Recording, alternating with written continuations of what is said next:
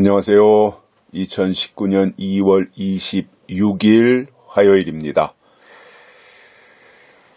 이제 조금씩 온도가 올라가고 훈풍이 불어오고 있습니다.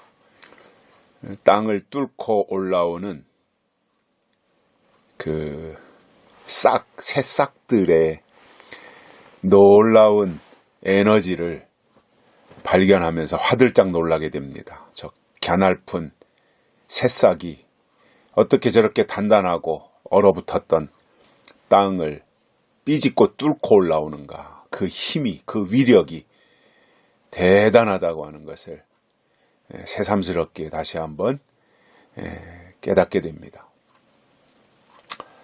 그런 것을 보면서 이런 생각을 해봤습니다. 살아있다면 살아있는 증거는 반드시 나타나는 것이구나. 신앙도 살아있다면 살아있는 증거가 나타나야 되겠구나. 이러한 생각들입니다. 오늘 말씀은요, 빌립보서 4장 4절입니다. 유명한 말씀이죠. 주 안에서 항상 기뻐하라. 내가 다시 말하노니 기뻐하라. 이 말씀입니다.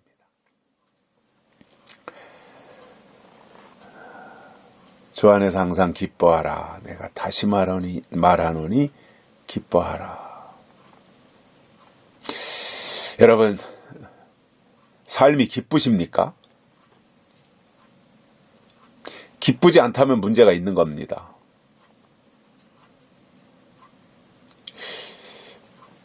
오늘 사도 바울은 항상 기뻐하라. 근데 조건이 있습니다. 주 안에서예요. 개그 콘서트를 보면서 기뻐하라는 것이 아닙니다. 주 안에서 주님 때문에 기뻐하라. 이렇게 말씀하고 있습니다. 그렇다면 우리의 삶이 기쁨이 넘쳐야 됩니다. 기쁘게 사셔야 됩니다. 그런데 이 기쁨은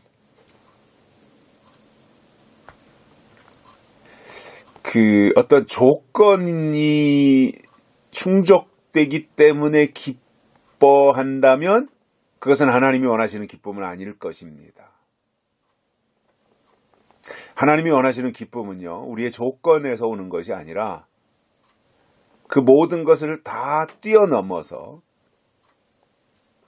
환경을 초월해서 하나님 때문에, 아니 하나님이 주시는 은혜 때문에, 하나님이 주시는 깨달음 때문에, 하나님이 주시는 약속 때문에, 그것이 이유가 되어서 기뻐하라는 거예요. 여러분, 이 세상의 환경이나 조건 때문에 기뻐한다면 그 기쁨은 언제든지 슬픔으로 바뀔 수 있어요. 내가 처한 어떠한 사건에 의해서 내가 기쁨이 좌우된다면 그것은 얼마든지 바뀔 수 있어요. 뒤집어질 수 있어요. 여기서 주 안에서 항상 기뻐하라고 하는 이 말씀은 환경을 초월해서 사는 법을 터득하라 그 말이에요. 내가 뭔가 좀 일이 술술 잘 풀리니까 기쁘고, 그러다가 뭔가 앞길이 막히고 사면초가가 되니까 코가 섭지 않아 빠져가지고, 이것이 아니라는 거예요. 그런데 재밌는 것은 이런 거잖아요. 사도 바울이 빌립보서 4장을 쓸 때 이 기록하는 장소가 어디였냐면 감옥이었다는 거죠. 빌립보서는 옥중서신이잖아요. 바울이 감옥에서 쓴 편지인데, 감옥 안에 갇힌 사람이 감옥 밖에 있는 빌립보 교회 성도들에게 주 안에서 기뻐하라 이렇게 말하고 있다는 거예요. 그러면 감옥에 갇혀있는 바울 속에 기쁨이 있었다는 말이잖아요. 내가 기쁘지 않은데 상대방 보고 기뻐하라고 말할 수 있습니까?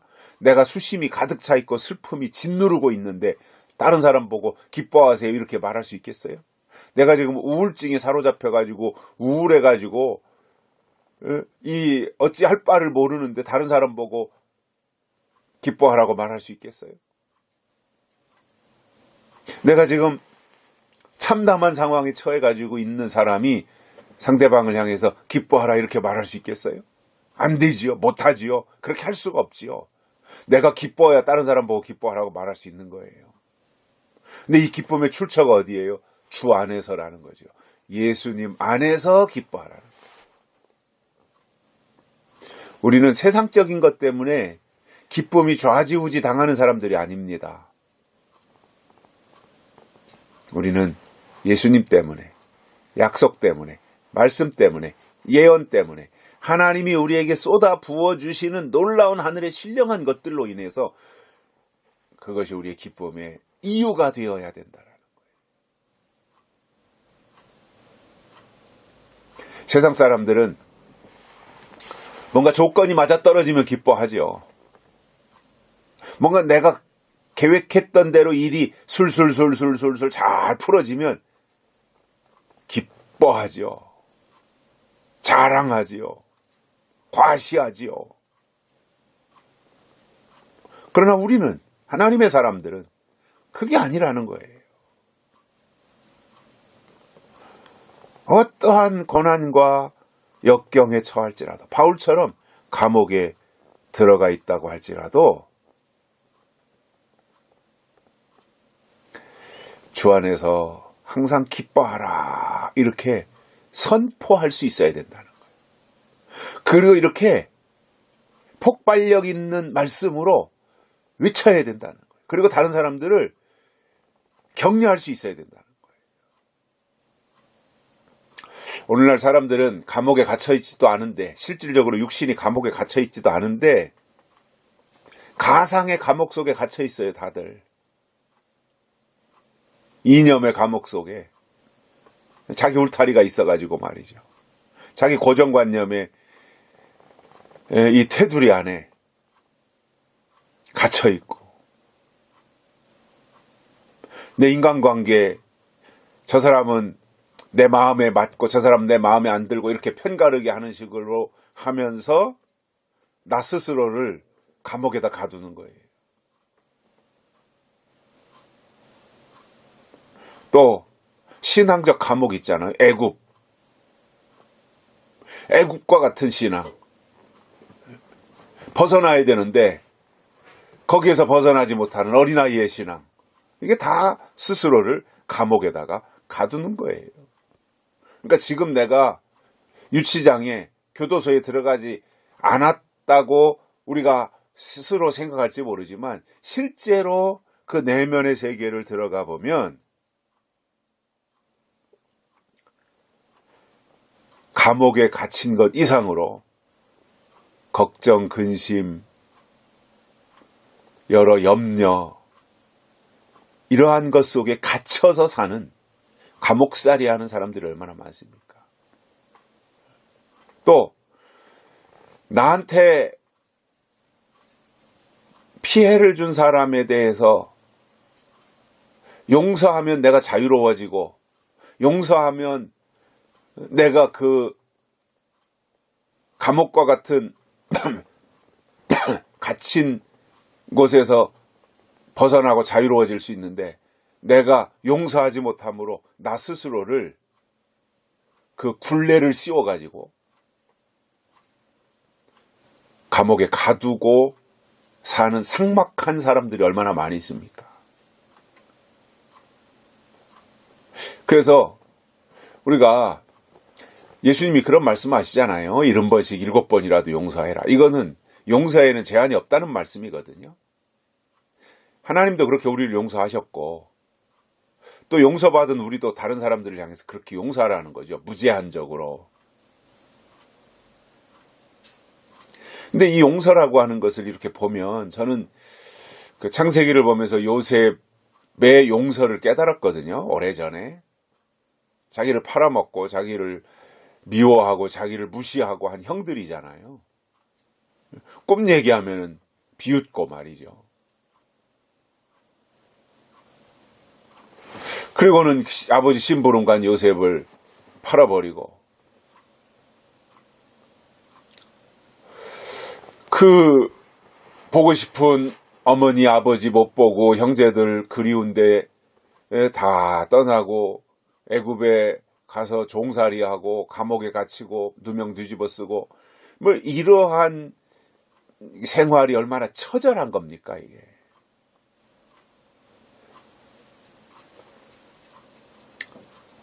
그런데 이 요셉은 형들을 얼마든지 미워할 수 있는 사람이에요. 근데 요셉은 미워하지 않았거든요.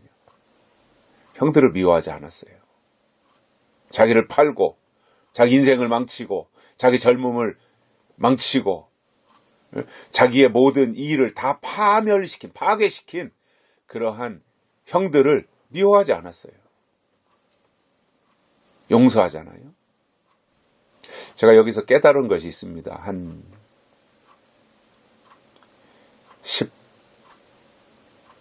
18년쯤 전에 창세기의 요셉을 보면서 깨달은 게 이겁니다. 왜 하나님이 우리 보고 용서하라 그러셨을까?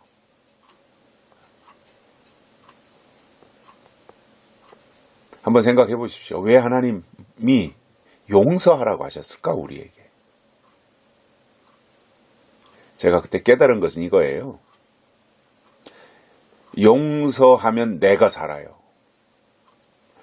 용서 안 하고 내 마음속에 비수처럼 품고 있으면 내가 죽어요. 그래서 용서는 나를 살리는 방법이에요.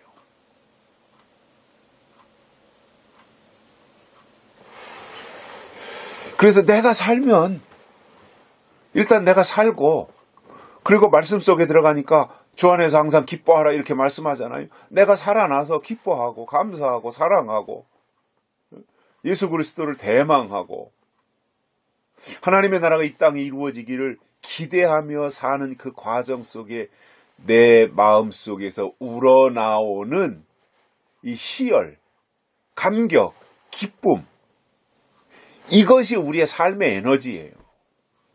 이것이 하나님이 우리에게 원하시는 신앙이라고요.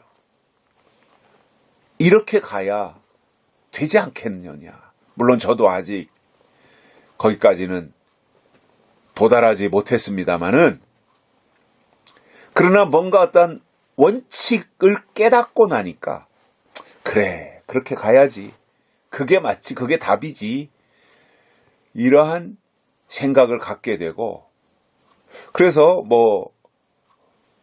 미움, 증오, 이러한 것을 품고 있을 때는 내 속에 기쁨이 없잖아요.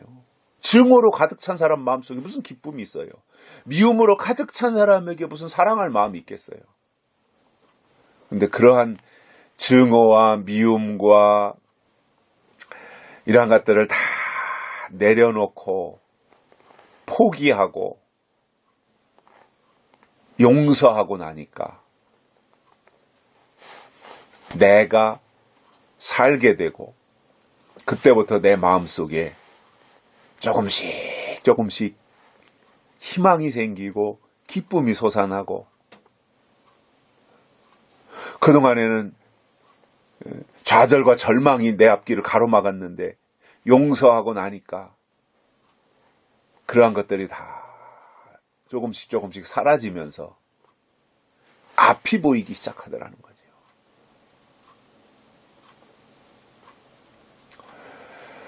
저는 그러한 과정을 제 삶 속에서 경험을 했어요. 그래서 저는 잃은 것도 많이 있지만 하나님께로부터 얻은 것도 상상할 수 없을 정도로 많아요. 또 이런 얘기가 나왔으니까 또 말씀을 드린다면, 사실 사역을 하면서 숫자라든가 또 외적인 규모라든가 이런 것에 대해서 자유롭기가 쉽지 않거든요. 근데 그 모든 것을 다 내려놓고 나니까 외적인 것에 매이지 않게 되더라고요. 자유로워지는 거죠. 그러니까 제 마음속에서 새로운 것들이 나오는 거예요. 저도 생각지도 못했던 것들이에요. 그래서 야, 이거구나. 그래서 제가 놓쳤다거나 아니면 제가 잃어버렸던 것들도 많지만, 그런 가운데서 제가 내게 찾아오신 하나님을 만나고, 그리고 그 하나님이 저에게 요구한 것이 용서라고 하는 것을 말씀하셨을 때 처음에는 그것이 쉽지 않았지만, 반복되는 기도 생활 속에서 용서에 대해 제가 순종하고 그 용서를 받아들이고 나니까 제 마음이 굉장히 자유로워지더라는 거예요. 제가 이렇게 말씀드린다고 해서 제가 아무런 잘못한 것도 없고 이런 게 아니거든요. 제가 실수도 많은 사람이고 잘못도 했고 여러 가지 제 과정 속에서 뒤돌아보고 싶지 않은 그러한 아픈 흔적들도 있거든요. 그런 가운데서도 이제 또 다른 누군가가 저에게 준 고통들이 있지 않겠어요? 제가 다른 사람을 아프게 했던 것 이상으로 다른 사람이 저에게 주는 고통들이 또 있을 수 있잖아요. 그러한 고통을 겪으면서 그래, 나도 남에게 이런 상처를 줬구나. 나도 남에게 이런 아픔을 줬구나. 제가 고통을 겪으면서 저 자신을 돌아보게 되는 거죠. 나 때문에 이렇게 괴로워했던 사람들이 있구나. 그 전까지는 기고만장했겠죠. 젊겠다, 여러 가지 갖추고 있는 조건도 좋겠다. 기고만장 했을 거라고 봅니다. 그때를 제가 돌이켜보면. 근데 지금 이렇게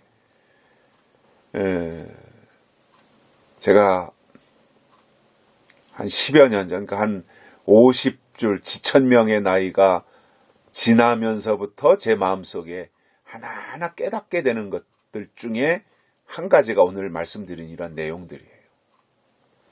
포기하고 내려놓으니까 보이는 게 있더라는 거예요. 집착하고 매달리고 막 이렇게 눈에 보이는 것만 따라갈 때는 사실상 거기 얽매였어요. 숫자에 얽매이고 말이죠. 규모에 얽매이고.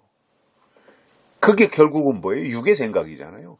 과시하고 싶고 자랑하고 싶고 내세우고 싶고 폼잡고 싶고 내가 이런 사람이라고 다른 사람이 나를 알아주기를 원하고, 그 마음에서부터 시작된 것이라고 봅니다. 근데 지금은 그런 것들에 대해서는 다 내려놓고 포기하니까 보이기 시작하는 것들이 있더라는 거예요. 그러니까 이런 것들이 보이고 깨달아지니까 제 마음속에 기쁨이 있어요.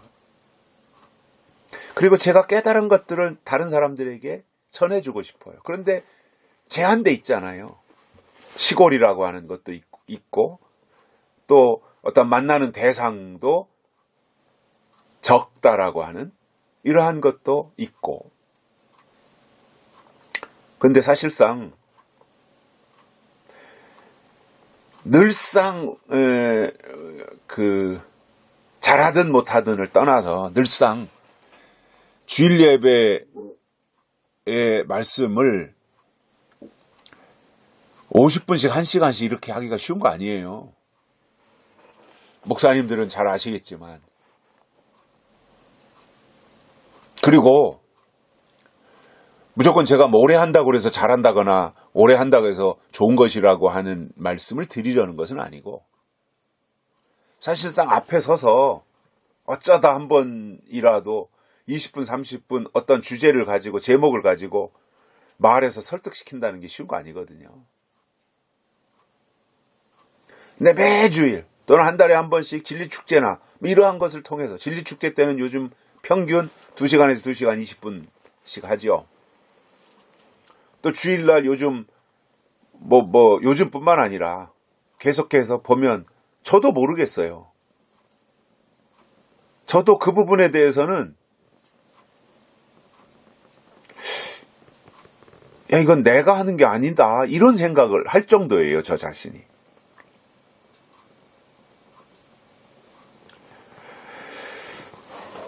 그리고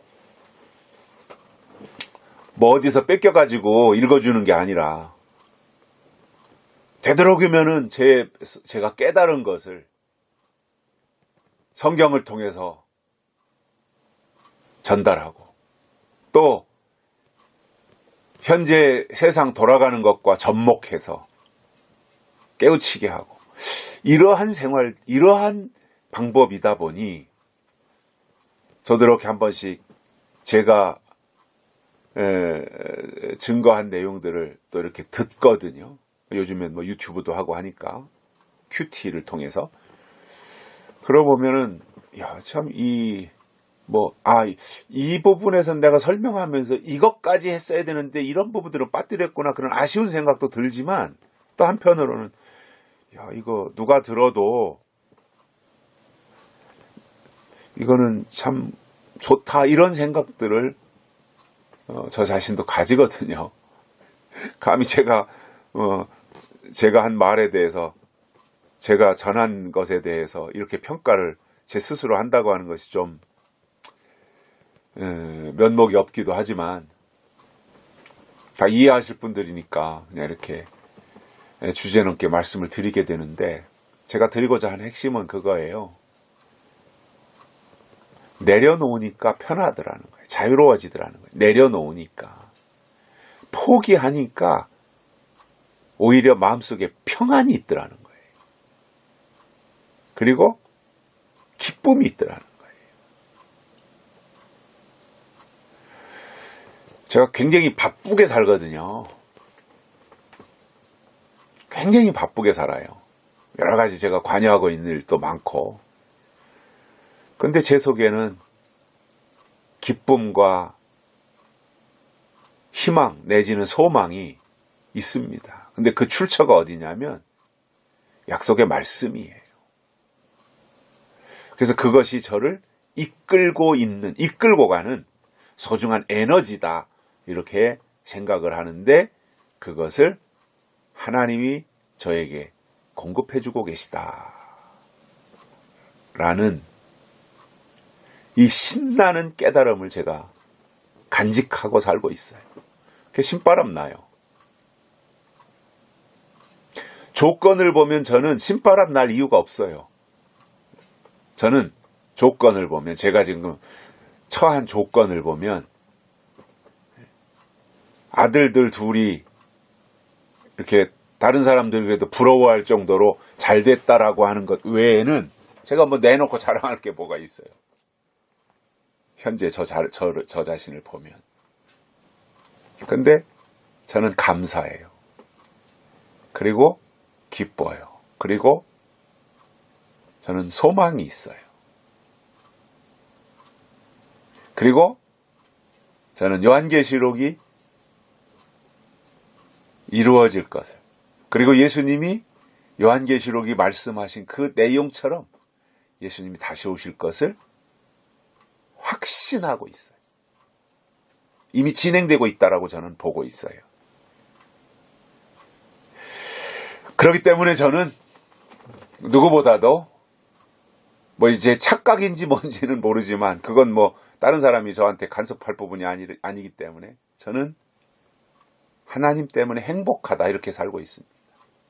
저는 행복합니다.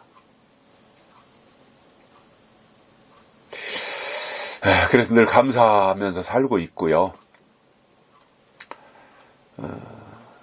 또 이렇게 그 큐티 이것을 유튜브라고 하는 것을 통해서 또 제공해드린다고 하는 것이 어떤 때는 귀찮기도 하지만 또 굉장히 만족하게 제가 생각하고 그래 누군가 이걸 기다리고 있다.